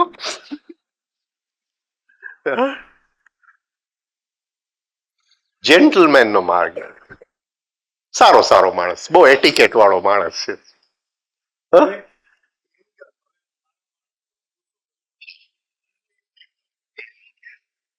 એટલે એંગર આવે એની પહેલા તમારે એક્સાઇટ થવું જરૂરી છે. એ એક્સાઇટ થયા એ સેન્સિટિવનેસ. ભડકો થયો એ વ્યક્ત થઈ ગયો. ભડકો થયો એ વ્યક્ત થઈ ગયો. હવે એવું છે, અત્યારે જે સિચ્યુએશનમાં છો, કદાચ થોડું ઘણું લોસ થઈ જાય તો કઈ ફરક પડતો નથી. તો આપણો જીવનનો લક્ષ્ય જે છે એ પ્રોફિટમાંથી સેન્સિટિવિટી અને કોન્શિયસનેસ. રામદુલારે બાપુનું એક વાક્ય છે કે જ્યારે અંદર કોન્શિયસનેસ આવે છે ને ત્યારે વ્યવહારિક ચતુરાઈ આવી જાય છે. વ્યવહારિક ચતુરાઈ આવી જાય છે. એટલે તમારે હવે બુદ્ધિને જગાડવાની કોશિશ કરો. જે જગ્યાએ તમે છો કે ભાઈ માણસને સમજાવવા માટે હમણાં મારે ગુસ્સો કરવો પડે, હવે જરાક થંભો ત્યાં, કે ગુસ્સો કર્યા વગરનો અને એનાથી સારી રીતે સમજાવી શકું એવો કોઈ રસ્તો હું શોધી શકું છું? હવે કોન્શિયસનેસ આવી ગયું, હવે સેન્સિટિવિટી આવી ગયું, અને એવા રસ્તા હોય છે. એવો હું કઈ અંદરથી નાદ ઉત્પન્ન કરી શકું કે એ વાત સડસડાટ એની અંદર ઉતરી જાય.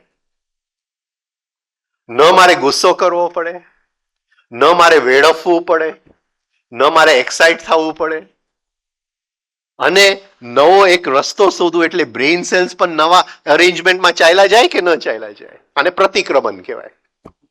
ક્રમ બદલાઈ ગયો બ્રેઇન સેલ્સનો. સમજાય છે? એક નવી રીતથી. તો જે અધ્યાત્મના તમે કરો છો, રિફાઇનિંગ કરો છો, 3 સ્ટેપ કરો છો, એને જીવનની અંદર ઉતારવાની આનંદ આવશે. આનંદ આવશે. કદાચ શરૂઆતની અંદર થોડું પ્રોફિટ ઓછું થશે, બીજું તો શું થશે, થોડું લોસ થશે. પણ એક વખત તમને કલા આવડી ગઈ પછી તમને ખબર પડશે કે હકીકતે ક્યાંય ગુસ્સે થવાની જરૂર નથી. હવે મને ચતુરાઈ આવી ગઈ, વ્યવહારિક ચતુરાઈ આવી ગઈ. હવે ગુસ્સો જે ન કરી શકે હું હવે 2 શબ્દમાં કરી શકું છું. આ સમજાય છે? એટલે ગુસ્સોની જે અસર ન પડત એ મારા 2 શબ્દની અંદર, એક આટલું કર્યું એની અંદર અસર પડી જાય. અને એની અંદર ગુસ્સાના એક પણ છાંટા નહીં ઉડે. એક પણ છાંટા નહીં ઉડે. આજે એક માણસ ઉપર ગુસ્સો કર્યો, ઘરે જઈને એને એની પત્નીને તમાચો માર્યો તો આ સમજાય છે? બધું કનેક્ટેડ છે. કનેક્ટેડ છે. ભાઈ ઘરે જઈને પત્ની બિચારી કંઈક સામે ન બોલી શકે એટલે દીકરાને મારી લીધું. દીકરાને મારી લીધું એટલે આવતીકાલે એક્ઝામમાં ફેલ થઈ ગયો. હવે આ આપણે જોવું નથી. આપણો ગુસ્સો અહીંથી અહીં સુધી જાય એ જોવું નથી. આ સમજાય છે? અને એ ગુસ્સામાં આપણી વચ્ચે જે શું કહેવાય, જે અદ્રશ્ય પ્રેમના તારાઓ છે ને એ જે બળી જાય છે ને, બળી જાય છે, એને રેજ્યુવિનેટ કરવા, એને ફરીથી સહજીવન કરવા. ચોક્કસ નોર્મલ જીવનમાં તો બહુ અઘરું છે, બહુ અઘરું છે. કારણ કે લોકો પછી ગાંઠ પકડી રાખે છે.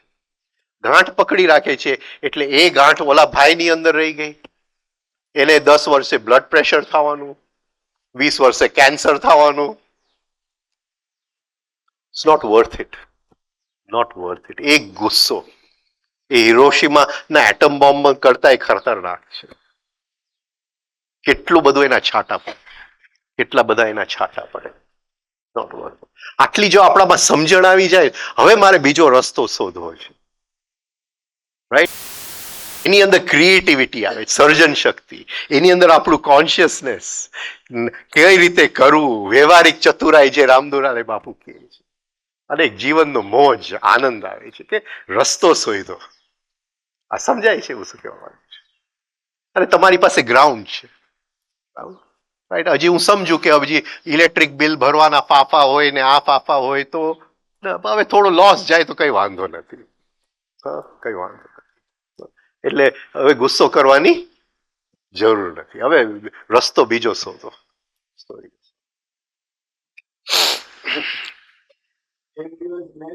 હમ હમ स्लोगन दिया है હમ अरे चौवन्नी के लिए लाख रुपए दवा दे दिया तूने चौवन्नी के खर्च करके तूने लाख रुपया दवा दिया तो મને જોરદાર ચોટ લાગી ગઈ એક નાનકડી બાબત તો આપણે ઓલાનો દિમાગ ખરાબ કર્યા આપણા 20 માણસોના મગજ ખરાબ કર્યા આપણી ઇમ્પ્રેશન ખરાબ કર્યા. હવે સર્જન શક્તિ જગાડો કે હવે મારે એ જ વસ્તુ કેવું છે. હવે રસ્તો શોધો. રસ્તો શોધો અને ધીમે ધીમે બ્રેઇન સેલ્સની અરેન્જમેન્ટ જ થઈ જશે કે એ રસ્તો શોધવો તમારો સ્વભાવ બની જશે. સ્વભાવ એક નવો સ્વભાવ બની જશે. રસ્તો શોધ. હા, હર જગ્યાએ એ જ પ્રોબ્લેમની અંદર રસ્તો પડેલો જ છે.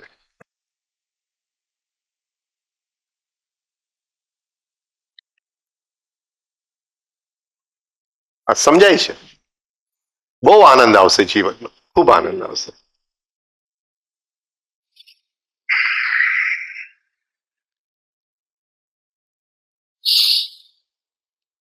બોલો. હા હા યસ સોરી.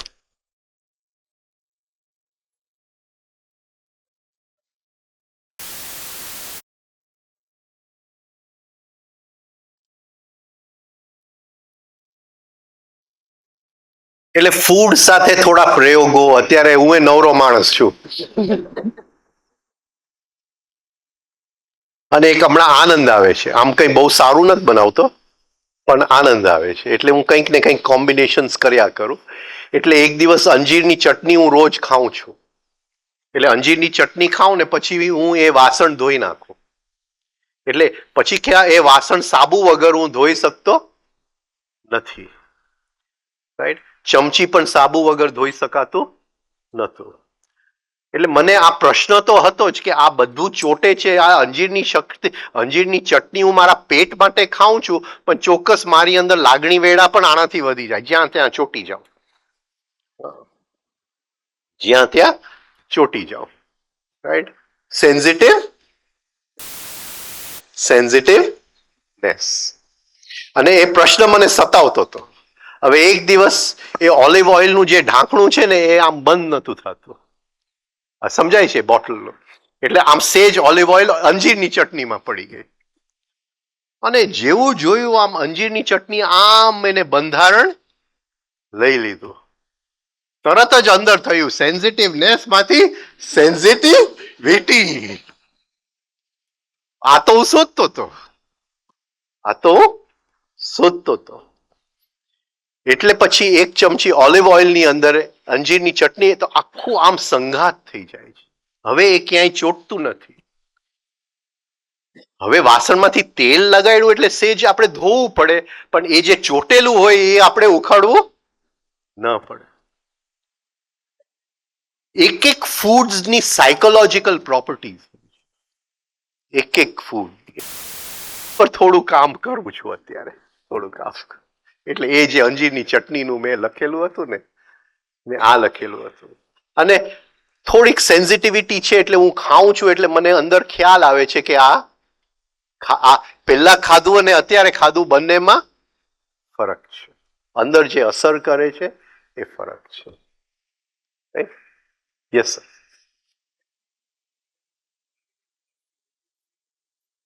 એ તો ચોપડીમાં લખેલું છે. ન વાંચ્યું તમે? હેલ્થ ટિપ્સમાં. હેલ્થ ટિપ્સમાં લગભગ લખેલું છે. લખેલું જ છે. હા, એટલા તો પૈસા ખર્ચવા પડશે. કેટલાની છે ભાઈ? બોલો હવે 35 લેવા છે કે બચાવવા છે? ફ્રીમાં આપી દે. ફ્રીમાં. ના ના આખી ચોપડી આપી દે.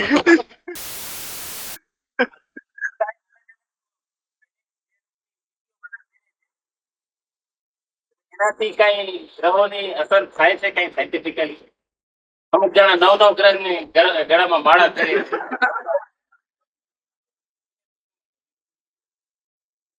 પગમાં પહેરે તો રાવણ બને. કેટલી શક્તિ આવી જાય. ગ્રહ કયા પહેરવા જોઈએ? વીટી હવે હાથમાં પહેરે. હા, હાથમાં પહેરે એનું શું થાય? પગમાં પહેરે તો રાવણ જેવી આમ લંકાનો માલિક. હા, બધાય ગ્રહો મેં બરાબર. હા, એનું સાયન્સ છે. એનું સાયન્સ છે, પણ હવે એની અંદર ક્યાં જવું મારે? ત્યાં કોઈક વાર એવું લાગે કોઈકનો શુક્ર ઊંચ નો હોય, રાઈટ, પણ એટલે આપણે કે થોડો વૃદ્ધ થઈ ગયો છે એટલે સરખી અસર, ઊંચનો છે પણ સરખી અસર નથી આપી શકતું. એટલે કે જરા વીટી પહેરજે ને થોડી અસર વધી જશે. એટલું જે 1-2 ડિગ્રીની આપણે જરૂર છે ને એ વધી જશે. એ આખું એક સાયન્સ છે, એ આપણા કામની વાત નથી. જવા દો ને.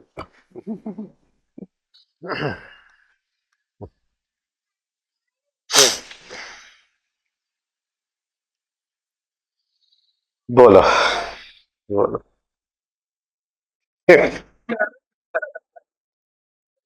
પણ તમે કોઈને પણ જોયા પગમાં ગ્રહોની વીંટી પહેરે? હું તો કહું ઝાંઝર બનાવવા જોઈએ. ખણ ગ્રહો પગમાં ખકડતા હોય. હવે ક્યાં ગભરાવું? શનિથી ગભરાવું અને રાહુથી ગભરાવું? પહેરી લ્યો ને પગની અંદર.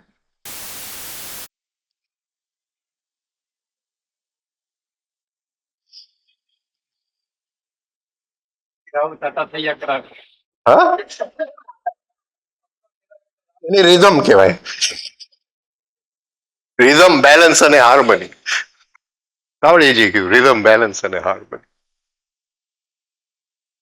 પણ તાવડેજી માનતા કે 9 ગ્રહની વીંટી પહેરો તો સારું, એટલે વાંધો નથી, પહેરજો.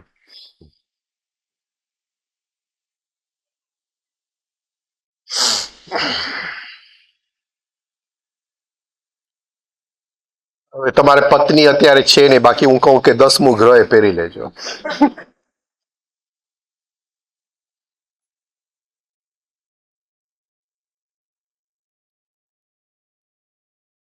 બોલો, બાકી રહે છે. કાલે છેલ્લો સેશન છે, સવારે છેલ્લો સેશન.